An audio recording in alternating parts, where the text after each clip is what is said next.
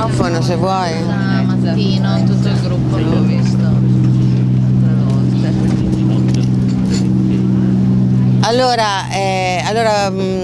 Buongiorno a tutti. Io diciamo sono veramente nuova a questi incontri, nel senso che per me io non ho mai fatto politica nel senso partitico, non sono mai stata iscritta in nessun partito e sono quindi diciamo fra la stragrande maggioranza delle persone che forse appunto della politica hanno anche un po' insomma di stanchezza. Però ho sempre fatto politica, nel senso che tutte le cose che ho fatto le ho fatte dando sempre un significato sociale, e quindi sia dalle mie prime esperienze politiche. Io poi sono stata studentessa nel 68, anzi un po' più tardi perché sono un po' più giovane di così. Sono poi nel femminismo, diciamo, proprio della prima ora, e continuo a essere convintamente, no, femminista, forse considerando questo femminismo più un discorso legato a una logica femminile che può permeare di sé tutta appunto la politica e il sociale, e quindi può dare qualche cosa di nuovo, perché siamo stanchi di avere una logica che non è la logica femminile, ma è una logica diversa, insomma. Ecco, chiaramente forse appartengo anche questo a quelle persone che forse potevano rischiare di non andare a votare a queste elezioni europee, un po' per la distanza, un po' per così, e poi anche perché i contenuti sono importanti, e per questo invece avere un partito verde, che oltretutto è un partito verde in Europa che ha un significato molto preciso e che oltretutto sceglie le proprie alleanze di volta in volta a seconda diciamo di quelli che sono gli obiettivi da raggiungere. Per me questo è molto importante, e quindi questo mi dà l'opportunità di veramente di non solo votare, ma a questo punto anche fare qualche cosa per il Partito Verde, soprattutto in Italia, anche perché è assurdo che non ci sia una rappresentanza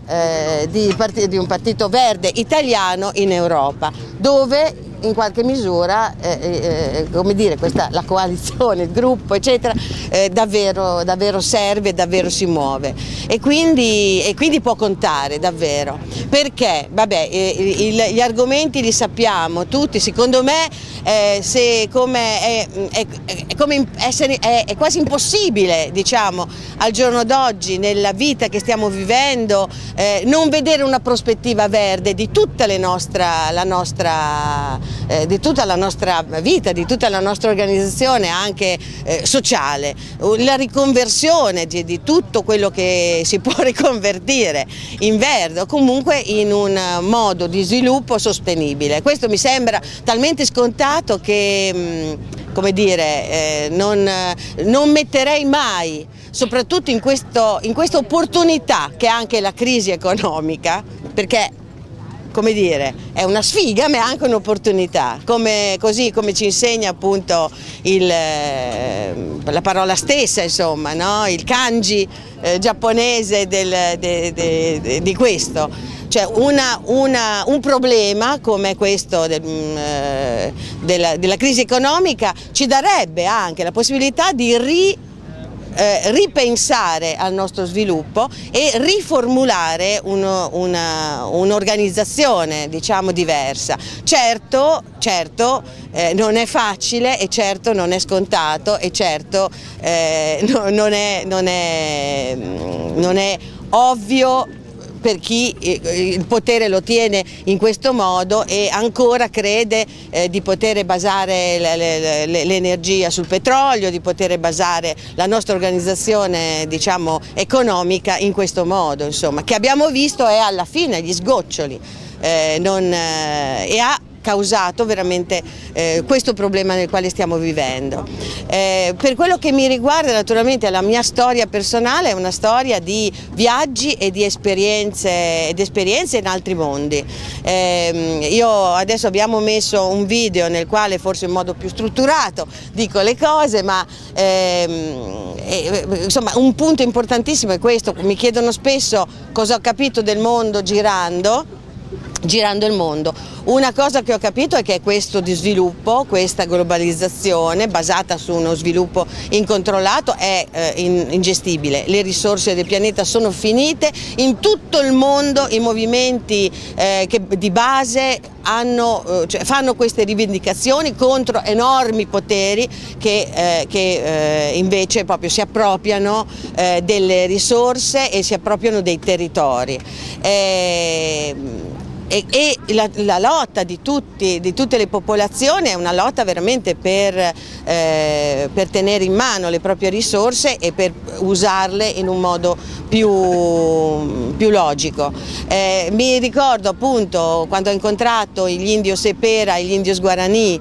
Gli Indios Sepera sono nella Amazzonia, gli Guarani sono al confine, sono in tutto il Brasile, e loro appunto vedendo il nostro tipo di sviluppo dicono: voi non pensate al futuro, voi pensate solo all'oggi, prendete tutto quello che è possibile prendere subito e poi non pensate a nulla che possa essere il vostro futuro. Quindi credo che questo sia un insegnamento. E l'altra cosa che ho imparato è sicuramente il fatto che l'Italia è il paese più bello del mondo, che va valorizzato dal punto di vista turistico. Non vedo però questa intenzione in modo strutturato che venga veramente dalle istituzioni. Io, per quello che mi compete, mi batto per un slow tour, per un turismo slow per l'Italia. E questa idea è sicuramente nella logica del turismo ecocompatibile, quindi non certo di queste grandi navi che vengono a Venezia, che poi credo tutto sommato lasciano poco, diciamo, ma di una cosa che abbiamo notato anche oggi venendo per esempio col treno da Bologna a Venezia, come organizziamo i nostri percorsi, no? Quindi incremento del trasporto per favorire, no, il turismo anche slow, ma tutto deve essere in una direzione diversa. Fra l'altro è una direzione che stanno prendendo tutti i grandi che lavorano, cioè le persone che lavorano nel turismo. Lo facciamo in Africa, lo facciamo da altre parti, lo dobbiamo pensare e fare qua. No? E dare promozione a questo modo italiano di essere, questo modo italiano anche di fare turismo.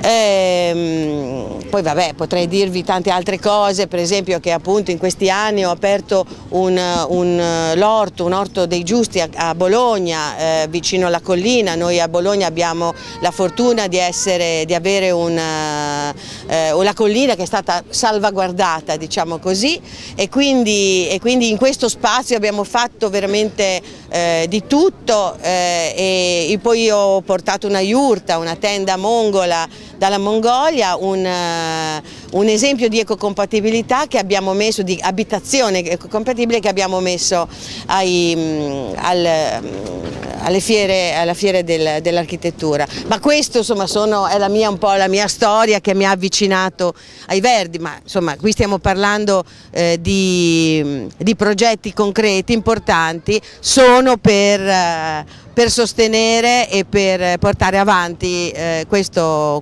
progetto. Sono molto contenta che i Verdi si presentino, sarei molto contenta se riuscissimo a superare anche le difficoltà, sarei molto contenta che ci fosse un partito verde italiano in Europa.